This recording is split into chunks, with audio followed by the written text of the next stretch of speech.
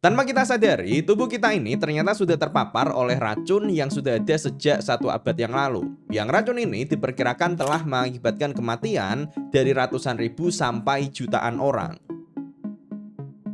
Jumlah racunnya di lingkungan sudah menurun di masa sekarang, tapi sisa-sisa racun ini masih ada di mana-mana sebenarnya. Dan semua ini bermula dari seorang penemu yang secara tidak sengaja menjadi seseorang yang paling merugikan sepanjang sejarah manusia. Tentu saja dia nggak serta-merta niat langsung untuk merugikan dan merusak ya, karena dia adalah seorang penemu yang tujuan awalnya untuk menyelesaikan masalah. Dan memang penemuannya sendiri termasuk revolusioner mengatasi masalah yang ada di masa itu. Tapi selang puluhan tahun kemudian diketahui kalau penemuannya ternyata memiliki dampak buruk. Dan ketika orang-orang mulai merasakan dampak buruknya, semuanya sudah terlambat.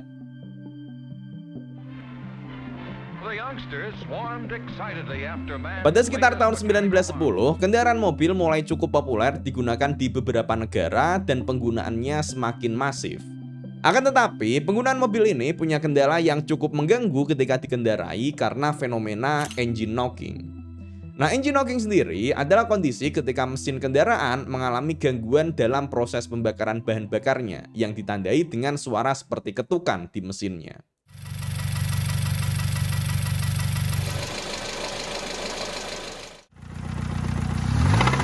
Hear that? Hear that? Pop, pop, pop, pop, pop. Hear that? That? Okay. That's an engine knock. Memang untuk saat ini kita mungkin jarang mengalami engine knocking. Ya sebenarnya masih mungkin kalau bensin yang dipakai itu nggak sesuai dengan spek mesinnya. Tapi udah cukup jarang terjadi kalau kita pakai standar bawaan. Tapi bagi orang yang hidup 100 tahun yang lalu, belum ada solusi untuk masalah engine knocking ini. Jadi tiap mereka ngendarain mobil, pasti ada suara mengganggu, tek tek tek tek yang itu pun juga merusak mesin.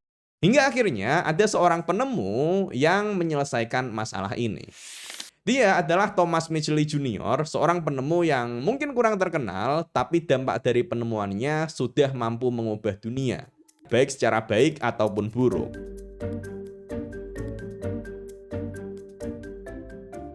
Pada tahun 1916, sebuah perusahaan Amerika bernama General Motors, ini yang sekarang memproduksi mobil Chevrolet, Cadillac, kemudian dia juga punya saham di mobil Wuling juga sekarang. Nah, perusahaan ini di waktu itu mencoba untuk membuat produk untuk mengatasi masalah engine knocking.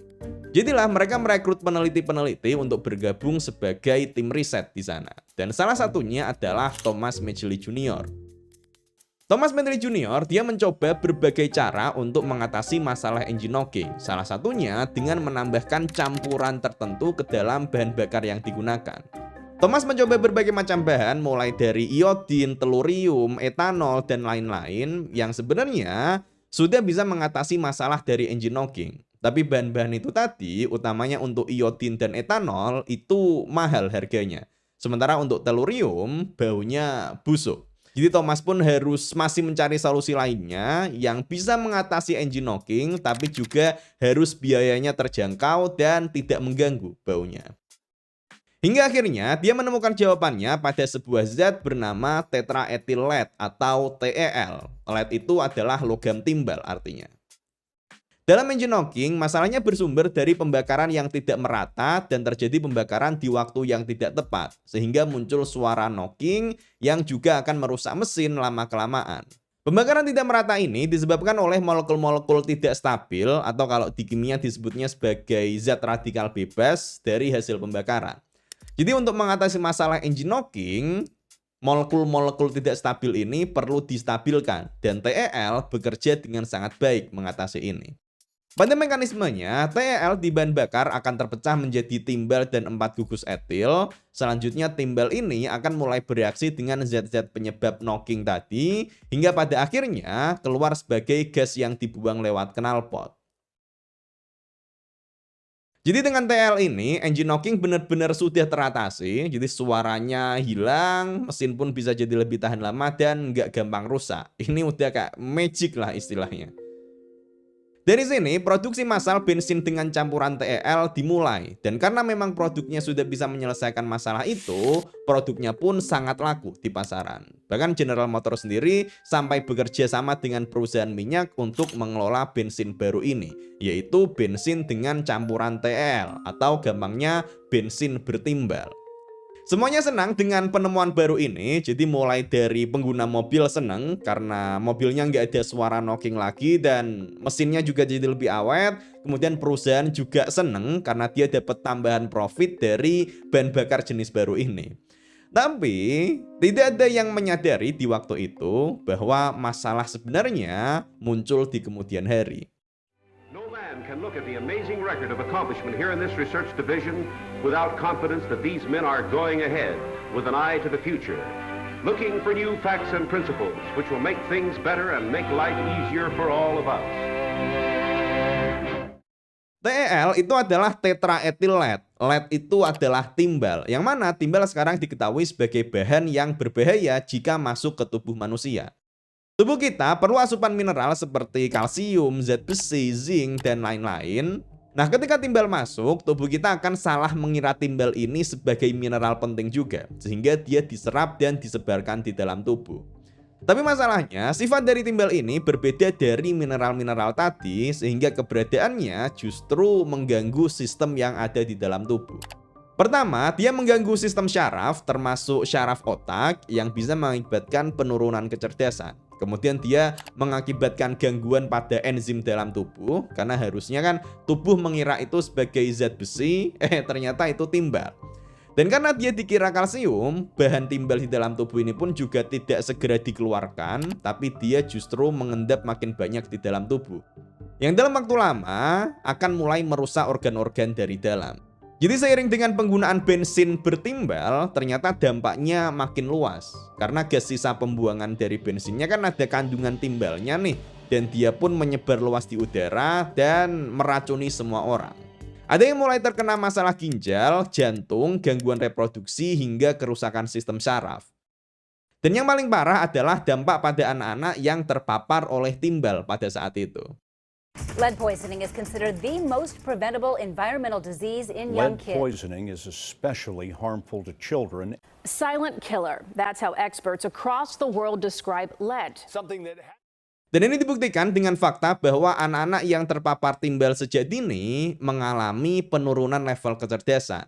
Dan berdasarkan investigasi di seluruh dunia, diperkirakan kalau diukurnya lewat skor IQ, diperkirakan ada penurunan sebanyak 800 juta poin karena paparan timbal ini.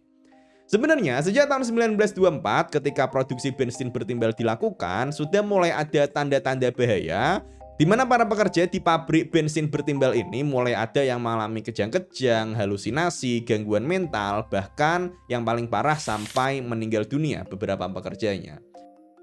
Tapi pihak perusahaan menyangkal hal itu, mereka mengklaim kalau itu adalah salah dari pekerjanya sendiri, bukan akibat dari aktivitas di pabrik atau perusahaan. Pihak perusahaan pun juga memiliki bukti-bukti lain yang mereka miliki, termasuk Thomas Mitchell Jr. selaku penemunya sampai memperlihatkan bahwa TEL itu aman dengan cara menghirup zat ini selama 1 menit penuh. Sehingga dari sini produksinya pun tetap berjalan karena orang-orang masih percaya kalau ini aman. Ditambah lagi dengan lobby-lobby perusahaan sehingga produksinya masih terus dilakukan dengan pengetatan pada proses produksi di pabriknya. Tapi selang berpuluh-puluh tahun kemudian di tahun 1960-an mulailah diketahui kalau keberadaan timbal ini sudah menyebar ke atmosfer, sudah menyebar kemana-mana. Jadi ada ilmuwan yang menguji sampel batuan, air, es dari berbagai tempat di seluruh dunia dan dia melihat ada banyak kandungan timbal yang harusnya nggak ada di situ. Dan keberadaan timbal di udara ini pun terbukti berdampak buruk bagi lingkungan dan orang-orang yang menghirupnya. Sebuah studi di tahun 2018 yang dipublikasikan di jurnal The Lancet membuat estimasi bahwa secara historis, paparan timbal ini mengakibatkan 412.000 kematian prematur setiap tahunnya di Amerika Serikat saja. Sementara studi lanjutan menunjukkan perkiraan ada 5,5 juta orang meninggal dunia akibat gangguan jantung akibat timbal, dan juga ada penurunan kecerdasan pada anak. Ini ngeri banget ini.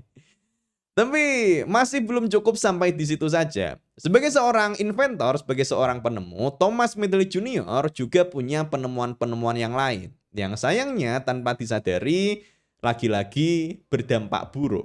Dan sama seperti sebelumnya, tidak ada yang menyadari dampak buruknya sampai semuanya sudah terjadi.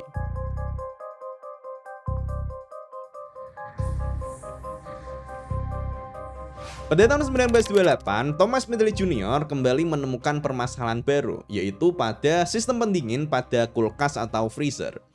Sebelumnya, sistem pendingin kulkas itu menggunakan dua zat berbahaya, yaitu satu adalah SO2 yang beracun, kemudian ada NH3 yang juga beracun dan bahkan mudah terbakar. Jadi kalau saja tangki kompresor pada kulkas itu bocor, gas berbahaya ini bisa menyebar ke seluruh rumah.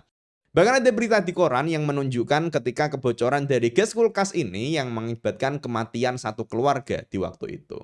Thomas Medley lagi-lagi diminta oleh General Motors untuk membantu meriset masalah ini, untuk membantu salah satu anak perusahaannya yang produsen kulkas. Tujuannya mulia sebenarnya, yaitu untuk mengganti gas pendingin pada kulkas dengan bahan yang lebih aman, tidak beracun, dan tidak mudah terbakar. Jadi dari sini, Thomas berusaha membuat alternatif dari masalah ini sampai dia menemukan suatu zat bernama chlorofluorokarbon atau CFC, atau kemudian dipatenkan dengan nama Freon. Untuk bahan ini jenisnya adalah Freon 12. Nah di sini CFC kembali menjadi sebuah keajaiban di waktu itu, karena ketika sebelumnya ada potensi racun dan kebakaran dari gas yang dipakai di mesin pendingin, sekarang sudah tidak ada lagi, tidak ada racun dan potensi kebakaran dari gas CFC. Jadilah perusahaan ini mulai memasarkan produk ini secara massal, dan dengan cepat semua orang pun sudah mulai menggunakannya. Dan karena sifatnya yang sangat stabil dan tidak beracun, penggunaan CFC ini meluas pada hal lain seperti pada semprotan parfum, hairspray, dan lain-lain, sehingga dari sini penggunaan gas CFC pun makin banyak dan gasnya pun menyebar luas di atmosfer. Tapi sama seperti TEL, CFC ternyata juga menyimpan bahaya yang baru diketahui belakangan. Pada tahun 1980-an ada fenomena aneh di lapisan atmosfer, yaitu penipisan lapisan ozon. Masalahnya, ozon ini berfungsi untuk melindungi bumi, utamanya dari radiasi UV berbahaya yang dipancarkan oleh matahari. Jadi dengan penipisan lapisan ozon, jelas pancaran radiasi berbahaya dari luar angkasa bisa lebih mudah masuk ke bumi. Yang dampaknya pun ini jelas nggak main-main, mulai dari resiko kanker kulit, penyakit katarak, bahkan berpotensi merusak lahan pertanian dan tanamannya. Dan ketika mulai diselidiki terkait dengan penipisan ini, ternyata diketahui kalau penyebabnya adalah karena gas CFC yang sudah terlanjur tersebar begitu banyak di atmosfer. Saat CFC keluar sebagai gas, dia akan mulai merambat ke berbagai tempat di udara, dan ketika gas ini mulai mencapai lapisan ozon, dia akan bereaksi dan memecah molekul ozon. Jadi ketika semakin banyak gas CFC di udara, lapisan ozon yang rusak pun semakin banyak.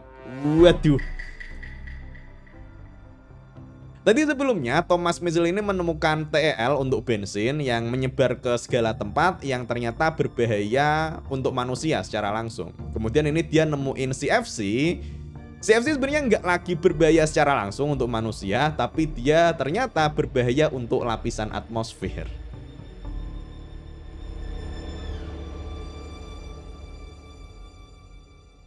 Dua penemuan besar oleh Thomas Medley Jr. tadi pada dasarnya adalah temuan yang luar biasa ya teman-teman. Bahkan Thomas Medley sendiri sampai memperoleh 5 penghargaan sekaligus atas temuan ini. Dan tentu Thomas sendiri nggak secara langsung mikir kalau dampaknya akan semerusak ini ya. Toh tujuan awalnya kan dia mau menyelesaikan masalah yang ada kan. Dan memang dia berhasil menyelesaikan masalah itu. Tapi ternyata masalah yang dia selesaikan justru membuat masalah yang lain memang. Setelah berbagai masalah yang ditimbulkan oleh TEL dan CFC, masyarakat dan pemerintah dunia mulai menyadari bahwa keduanya ini sangat berbahaya. Hingga muncullah regulasi-regulasi baru untuk melarang penggunaan kedua zat ini. Seperti misalnya pada Protokol Montreal untuk melarang penggunaan CFC atau Clean Air Act untuk melarang penggunaan TEL. Atau kalau di Indonesia ada juga namanya Program Langit Biru di tahun 1996. Ini adalah kampanye untuk menyetop penggunaan bensin bertimbal. Pada tahun 2020, investigasi UNICEF menunjukkan bahwa paparan timbal ini masih ada hingga saat ini. Dan akibatnya muncul berbagai masalah kesehatan mulai dari keracunan, kematian dini, hingga penurunan kecerdasan secara global. Bahkan yang tidak kalah buruk, paparan timbal ini ternyata memiliki tren grafik yang cukup mirip dengan tingkat kriminalitas di beberapa negara. Sementara untuk CFC sendiri, masalahnya juga tidak kalah besar karena diperkirakan lapisan ozon di atmosfer baru bisa pulih sekitar tahun 2060-an nanti.